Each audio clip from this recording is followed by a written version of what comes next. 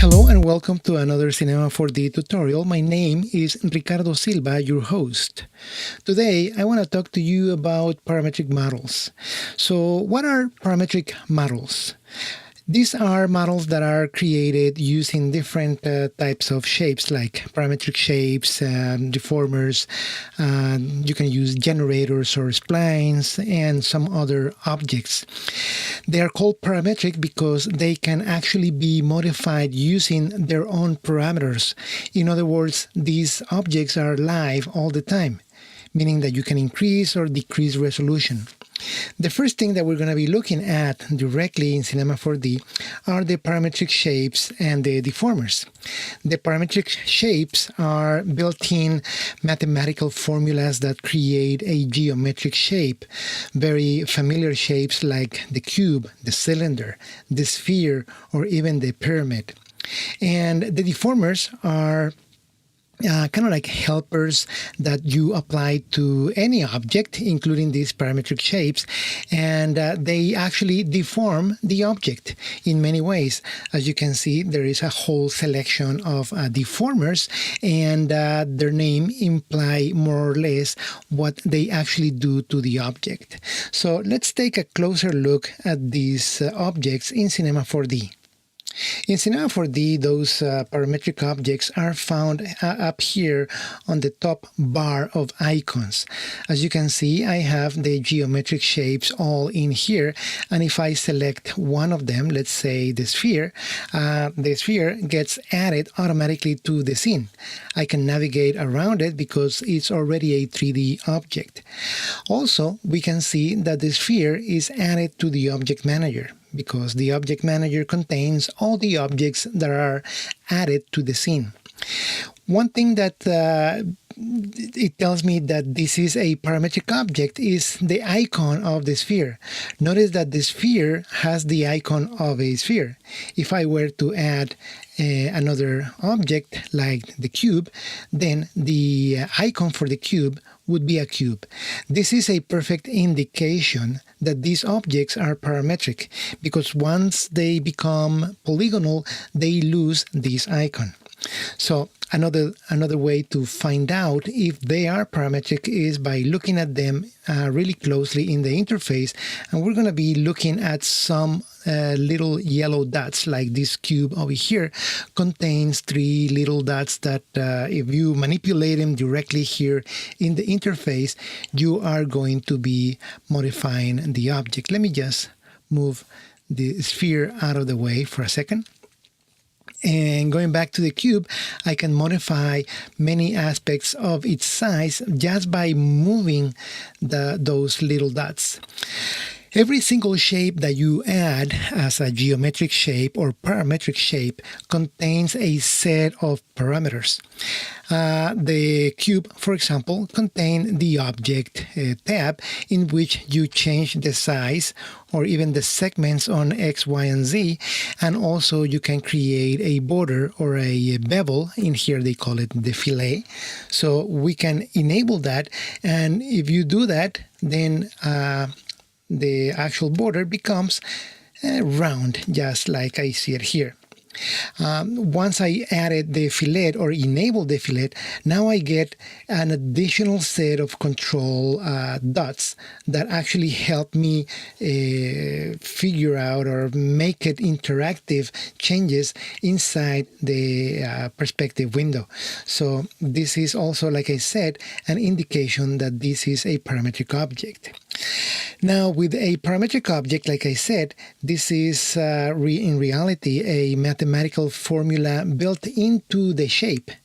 So that's why the cube is always going to be a cube regardless of what you do to it. So even if I add segments in the X, Y, and Z, it has now more polygons or more geometry, but in reality it continues to be the object that we had before. Of course, we can tweak many aspects of this object, like increase the size and try to make it as round as possible.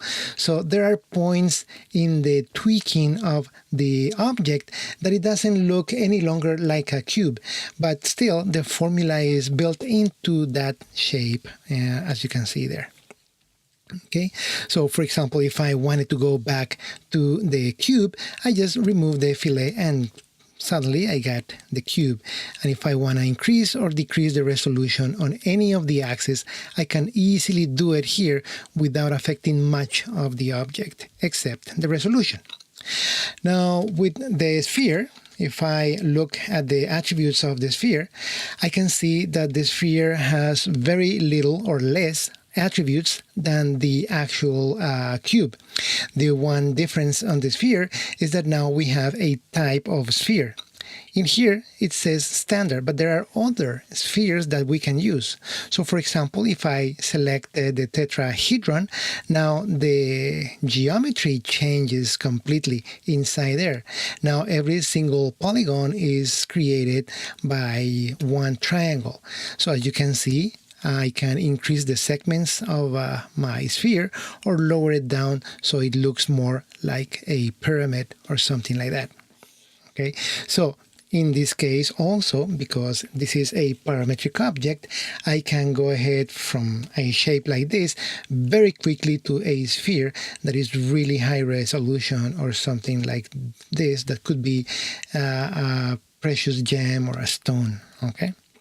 So this is the beauty and capabilities of the parametric objects. But of course, besides the cube and the sphere, we have other objects. So let me go ahead and get a torus. And a torus basically is a round shape like a donut, and also this one contains those little dots that I was talking about. With this one, with the internal dot, I can change the ring radius, in other words, the diameter of the whole thing. And with this other dot outside here, I can change the radius of the pipe. If I make the radius really tiny, then I'm going to have kind of like a ring or something like that. There are certain parameters that some shapes have additional to what the cube and sphere had. For example, in here, if we look at the attributes of the torus object, we can see that there is something called the slice. By enabling the slice in this object, then we're able to cut the torus in half or in any percentage of the whole 360 degrees that is in there. Every single parameter that I have been moving using the parametric objects is keyframeable. That means that I can have something in here that goes from 0 to 0. In other words, is just a flat panel there, and suddenly start growing that torus to a shape that is fully 360. So there are things that the parametric objects have that actually can help us create certain types of animation that otherwise would be really difficult using any other methods. Now, going back to the object tab of the torus, I can, in here, I can also increase the ring segments, meaning that I am adding more and more geometry, and also go down all the way down to the minimum, which in this case is 3, and suddenly my torus doesn't look like a torus anymore. And that is because, being parametric, again, it has the capability of accommodating all these changes in just one single shape. So I can go ahead and let's say I'm going to make it 4 segments, so it's going to look like a little frame or square something in there. And also in the pipes, in the ring pipes, I can increase the resolution so it's really nice and smooth, and we can see the roundness and the quality of the shape in there, very nice. But also we can go all the way down to the minimum, which in this case is 3. And suddenly now we have a completely different shape than the torus that we started with. So this is very, very powerful, like I said before, and that is the quality of the parametric objects. Let me get rid of that torus object, and I'm going to get me, let's see, I'm going to get me a cone. So with the cone, again, parametric object that contains a couple of dots that I can interactively move in my interface, so I can change the height, the lower diameter, and things like that. The cone by itself has certain other parameters that they are not being used at this moment in the interface, and that is because they are in the 0 value.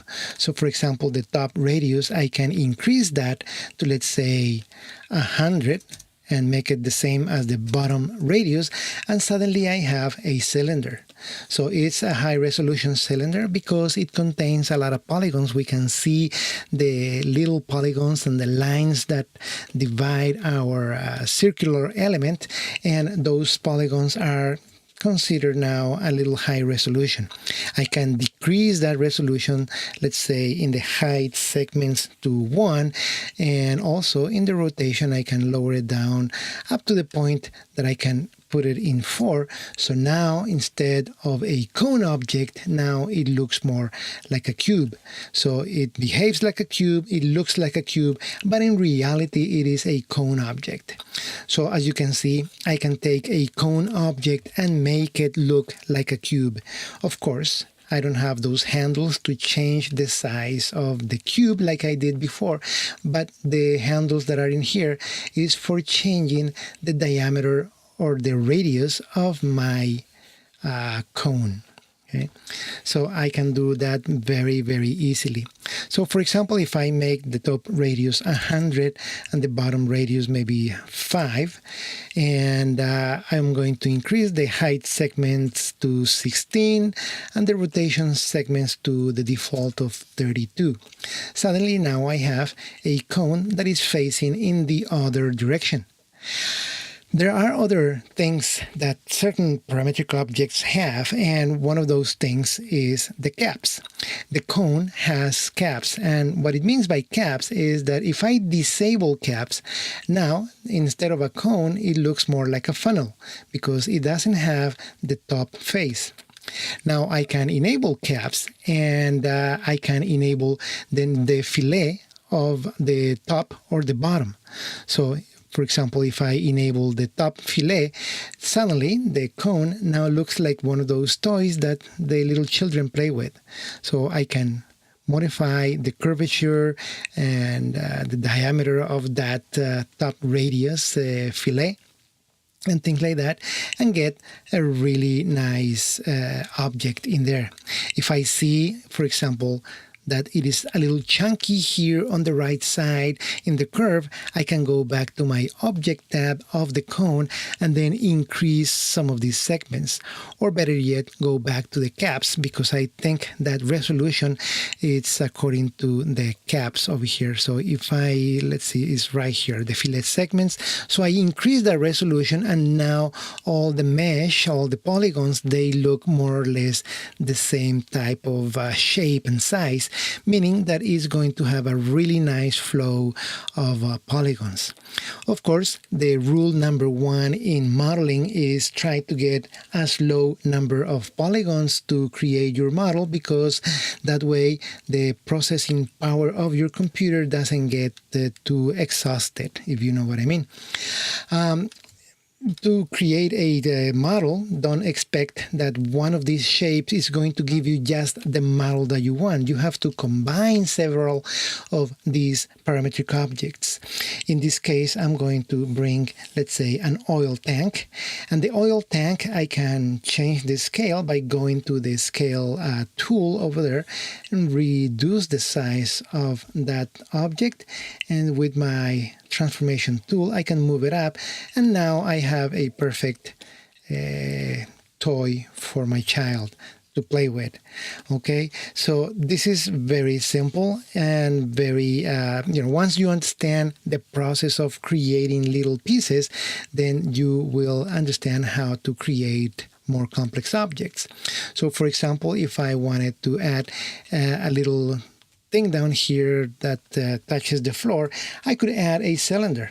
So the cylinder is a very basic shape as well that I can control. Let me see, I see the little dots over here, so I can make it really thin and really short, move it down there, and suddenly, if I look at it closely, I can see that I can even make it smaller. So it's nice and sharp, put it right there, and voila, I have my toy already created. And of course, every time that you create an object using several objects like this, they are going to be one after the other in the object manager. So it's a good idea to select all of these objects, and inside the objects menu of the objects manager, we can go ahead and group the objects. That way I have a completely null object that represents the whole object. Double click it and call it the way that you want to call it. So now that I have my little toy in there, then I can grab the whole group and move it all at once and animate it if I want it. So basically, this is the main idea of how you would use parametric objects to create more complex and more complicated models. Of course, we only look at just a couple of these parametric models, but most of these objects or geometric shapes, like I said, all these are mathematical formulas that are built into the shape, but you can tweak them to create something that, as you can see here, there is no shape like that is available here, but then you create it little by little, adding objects and so forth. Now, in regards of the deformers serve a different purpose. So once you have your object, and let me just bring a normal cube in here. So let's suppose that I have this object. I'm going to make it a little taller, like that. So I have this object and I want to deform it somehow. Well, if you want to deform an object, any object, if it is parametric or not, you have to have some sort of resolution or geometry to be able to bend, deform, and do whatever you want. Right now, the geometry of this cube is just one big polygon on each side and one big polygon on top and at the bottom. So in reality, the geometry of this is very minimal. So even if I wanted to modify this geometry, like bending or twisting or whatever, it would be really difficult because it doesn't have too much geometry. So for that, inside the cube, I'm going to add some segmentations, and because I made it tall in the y-axis, I'm just going to add more geometry in the y direction. So I'm going to put 10 segments on the y direction. Now I have more polygons in that area. Now that I have that, then I can go ahead and explore the actual deformers. And as you can see, I have a lot of deformers. In a nutshell, I would say that if you read the name of the deformer, it will implicitly do what it's supposed to be doing according to not only the icon but also to its name. So the bend deformer will be bending the object, and the bulge will be bulging, and so on. Now, if you have any questions about any of these objects, including the geometric shapes, you just have to go ahead and right-click on the icon, and on this menu you will find a show help very close to the bottom. So if you do and select the show help, it will take you to the help menu.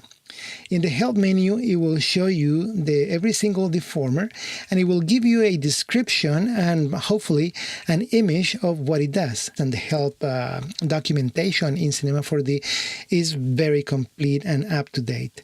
So I recommend that whatever I do not explain here today, you take a look at it through the help menu and try to find out what it does.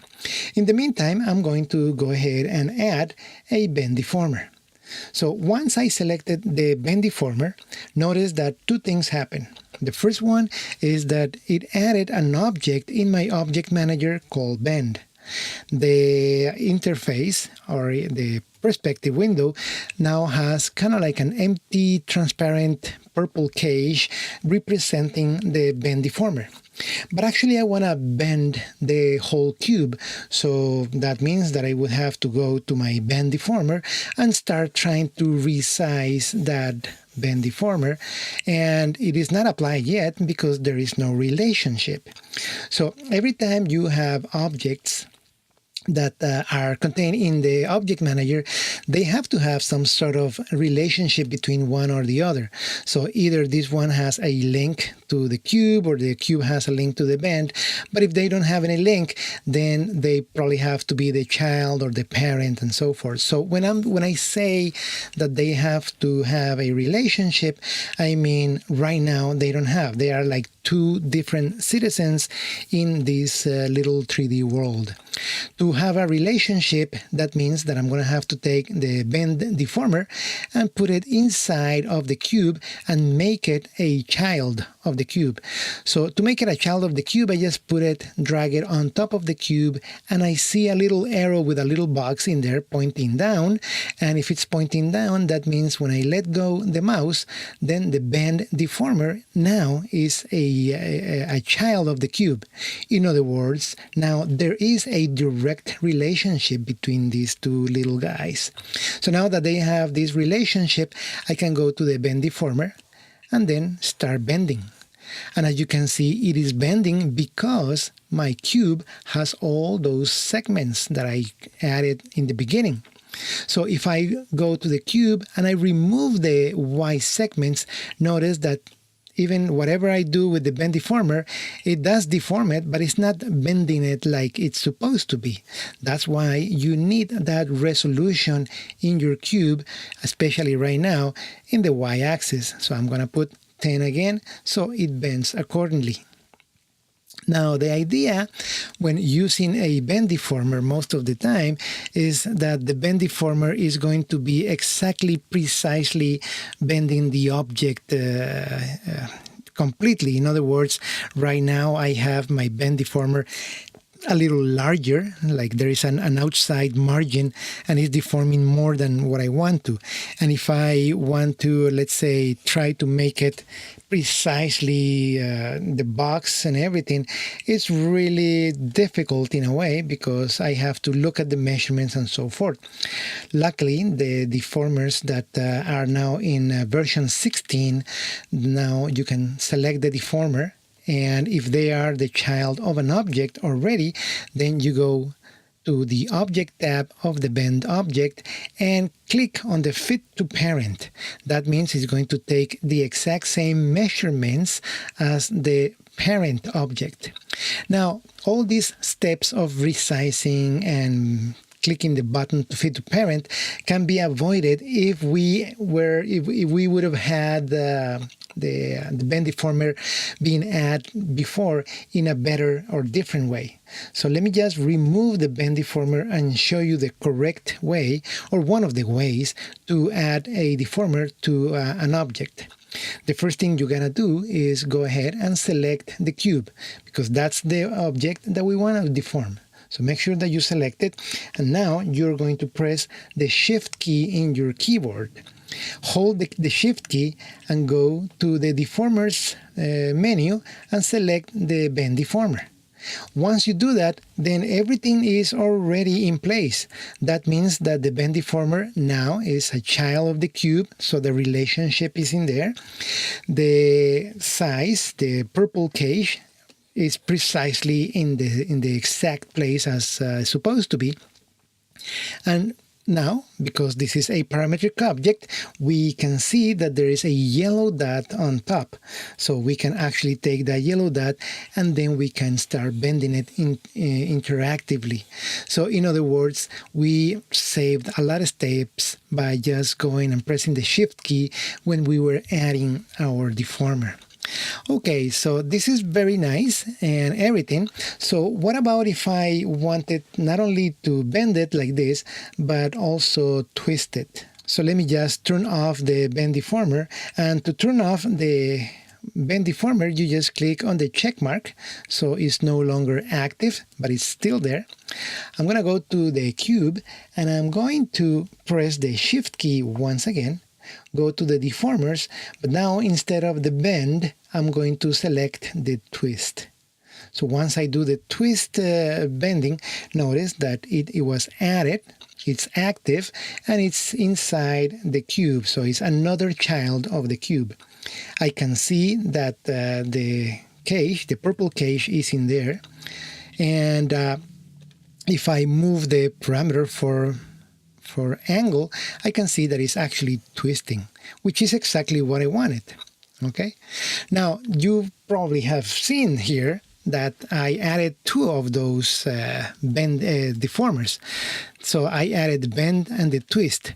So just so you know, yes, we can add two or more deformers to any object, but the relationship it depends on the order of in the hierarchy.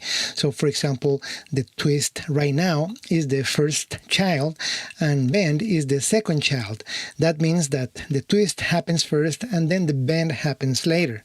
So if I were to click on the bend and enable that, then I can twist the object and it will be then using the bending deformer, I can bend it like so.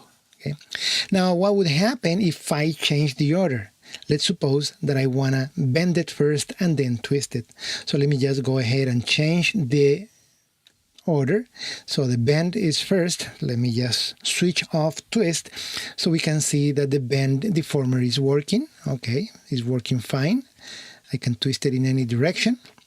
But now if I enable the twist is actually not working properly. Oops, I'm moving the wrong one right now. So twist. So it is twisting, but it's not twisting like before. So it's twisting something that is being bent already. So is that what we want to do? I don't know. So every time that you use deformers, then you have to plan ahead and think, okay, I'm going to be adding the twist first or the bend first and so forth. In this particular example, I think the twist was working better if I was adding it first, because that way I can bend a twisted element and don't have that strange distortion at the top. Okay. So this is a very, very brief introduction to parametric shapes and the deformers, and there are more shapes in here to choose from that I recommend that you guys explore and look for all these deformers. I only was looking at two of them, but the other ones are as interesting as the ones I show you. And they all kind of like have some sort of parametric controls like this one, and just try to do one at a time on a cube that looks something like this. Okay, so make sure that you add geometry to your shape before you even start testing. In some cases, let me just remove this. In some cases, you may want to add geometry to every single axis, so you have plenty of geometry to play with and see how the deformers work in your object. So I'm gonna just let you go, because I think I kind of like tease your curiosity a little bit, and I hope you guys go and explore all these interesting deformers and see what you come up with. So until next time, bye-bye.